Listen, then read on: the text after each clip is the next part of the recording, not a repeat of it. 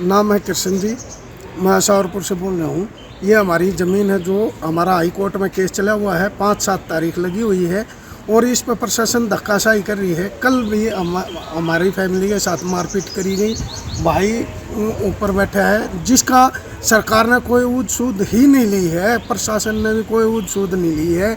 और वो जो स्टेट ऑफिसर है सिद्धार्थ, वो हमारे को बार बार यहाँ आकर के परेशान करता है, टॉर्चर करता है। हमारी माता जी है जो 80 साल की, कल उनके साथ भी बदतमीजी करी गई और हमारी भाभी के साथ भी बदतमीजी करी गई। बाद में वो पुलिस फोर्स लेके आते हैं, इनके साथ घसीटा खींचा तानी करी गई है। यहाँ पर समस्या ये है कि 17 नवंबर 2005 को भूपेंद्र हुड्डा सरकार थी कांग्रेस की, उन्होंने अधिग्रहण प्रक्रिया शुरू की, सेक्शन 4 लगा तो लोगों में रोष हुआ और उसी दिन से लोग धरना प्रदर्शन करने लगे। उसके बावजूद किसानों की मांग ना मानते हुए सरकार ने आज तक, बीजेपी सरकार भी आ ली, हुड्डा सरकार भी चली गई, कोई भी किसानों की मांगें पूरी नहीं की।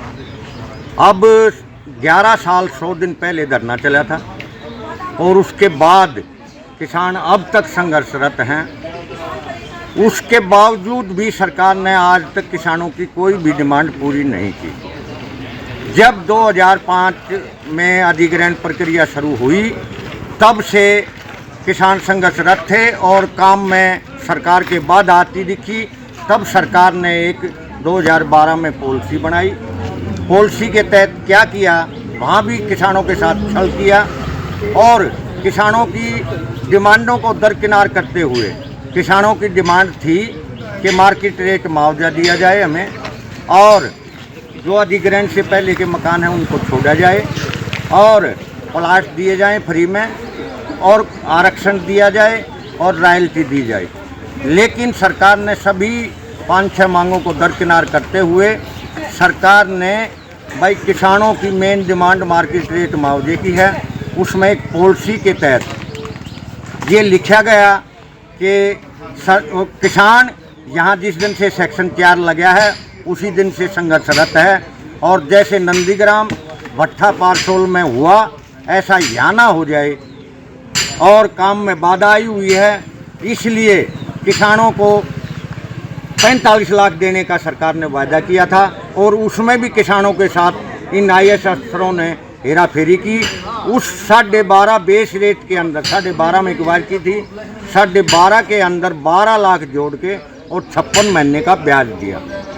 56 महीने के ब्याज में TDS काटना शुरू कर दिया। उसका भी विरोध किसानों ने किया लेकिन फिर भी सुनवाई नहीं हुई किसानों की और 45 लाख लोगों ने, आधे लोगों ने उठाए, आधे लोगों ने नहीं उठाए। आज जो समस्या है, आज की समस्या पे आऊँगा ना। अभी आज जो समस्या ये आई है तो सरकार ने आज तक प्लॉट देने की बजाय 300 रुपये अधिग्रहण करके ज़मीन प्रति गज और आज रेट प्लॉटों का 35,000 रुपये रेट सरकार वसूलना चाह रही है, जबकि किसान कहाँ से देगा पैसा।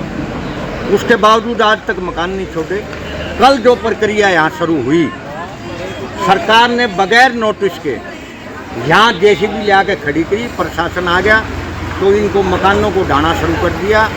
कोई मकान मालिक ने जब बचाव ना हो पाया तो वो टावर पर चढ़ के खुदकुशी करने के लिए तैयार हुआ जब प्रशासन यहाँ से वापसी गया। रही बात अब तक, कल से यहाँ तक कोई भी प्रशासन का आदमी ये नहीं पूछने आया भाई वो कल से ऊपर बैठा है उसको कोई तकलीफ़ है या तुम्हें कोई तकलीफ़ है या तुम्हारी कोई डिमांड है उसको पूरा किया जाएगा। यहाँ कोई भी प्रशासन का आदमी अब तक नहीं आ लिया। अगर प्रशासन ऐसे ही करता रहा किसानों के साथ तो यहाँ धरना प्रदर्शन दोबारा से शुरू हो जाएगा और कोई अप्रिय घटना घटी तो इसकी जिम्मेवार सरकार होगी। कब तक का नोटिस दिया जी उनको आपने प्रशासन को? अभी यहाँ हाल फिलहाल में कोई पंचायत हुई है या कोई फैसला लिया गया? पंचायत ने यही फैसला लिया है जब तक सरकार इनकी डिमांडें पूरी नहीं करेगी तब तक यहाँ से नहीं उठेंगे लोग और गांव-गांव जाकर और लोगों को भी जोड़ेंगे कि सेक्शन 4 से पहले के मकान अधिग्रहण नहीं किए जाएंगे। दोबारा 2007 की पॉलिसी में, सरकार की बनाई हुई पॉलिसी में क्लियर लिखा हुआ है कि सेक्शन 4 से पहले के मकान नहीं अधिग्रहण किए जाएंगे। और उसके बावजूद सौतेला विवाद बड़ खालसा की ज़मीनें 2017 की पॉलिसी के तहत बड़ खालसा की ज़मीनें छोड़ दी गई, 22 एकड़ ज़मीन, और यहाँ तक और किसानों ने मुआवजा नहीं उठाया है, उनके साथ दुर्व्यवहार किया जा रहा है। मेरा नाम सोमिला है जी। जो ऊपर टावर पर चढ़ा हुआ है वो मेरा देवर है। उसको और मेरे को ये कहा कि तुम दोनों बाहर निकलो, हमको बाहर फेंक दिएगा। हमने कहा हमारा सामान टूटेगा, हमें कोई भी किसी प्रकार का आपने नोटिस नहीं दिया। ये बोले जो टूटेगा टूटेगा, तो इनको सबको बाहर फेंको। वो फिर अपने को बचाने के लिए, अपने ज़मीन को बचाने के लिए ऊपर टावर पर बैठ गया है। और उसने कही है जब तक हमें कोई फैसला नहीं मिलेगा, हमें प्रशासन लिख कर नहीं देगा, तब तक मैं नीचे नहीं उतरूँगा। और हमारे जो मकान तोड़ा गया है इसको अभी हमें मुआवजा दिया जाए, क्योंकि मकान बनाना आज के टाइम में कोई आसान बात नहीं है। और डिमांड की है? डिमांड हमारी कुछ नहीं है। हमारी डिमांड यही है कि हमें ज़मीन के बदले ज़मीन, और जो हमारा जितना भी मकान तोड़ा गया है या हमारा बना है उसका हमें या तो बना के दो मकान के बदले मकान, या हमें पैसा दो। और जब तक हमारा मकान हमारा कहीं ठिकाना नहीं बनता, तब तक हमें प्रशासन आकर परेशान न करे। आपके राज्य की खबरें, आपके शहर की खबरें सबसे पहले जानने के लिए देखते रहें अमर उजाला। चैनल को सब्सक्राइब जरूर कर लें और पाएं हर अपडेट।